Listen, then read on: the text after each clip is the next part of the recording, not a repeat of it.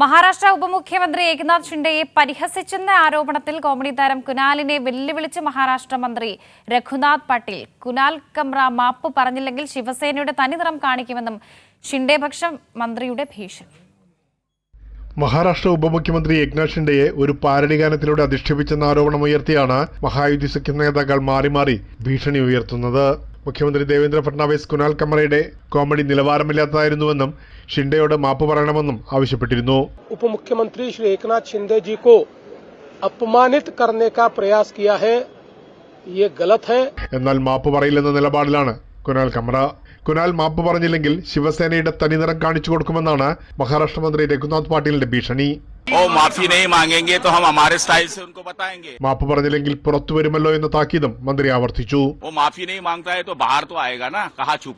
ഷിൻഡെയുടെ പേരെടുക്കാതെ ഗദ്ദാർ എന്ന് വിശേഷിപ്പിച്ച പാരഡി ഗാനമാണ് വിവാദമായത്.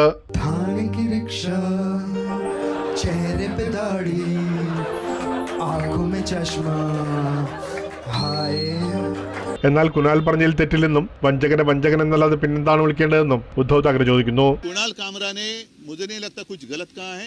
गद्दारों को गद्दार करना ये किसी पर हमला करने की बात नहीं है. जो गद्दार है वो गद्दार है. वंचकन എന്ന വാക്കിൽ ഷിൻഡെ എന്തിനാണ് പ്രകോപിതനാകുന്നതെന്നാണ് ആദിത്യ താക്കറെയും ചോദിക്കുന്നത്. त्यांच्याच लोकांनी का म्हणजे मिरची का लागावी त्यांना की चोर आणि गद्दार म्हणजेच एकनाथ शिंदे असं बोलून त्यांनी तोडफोड करावी. प्रेमलाल, कैली न्यूज, मुंबई.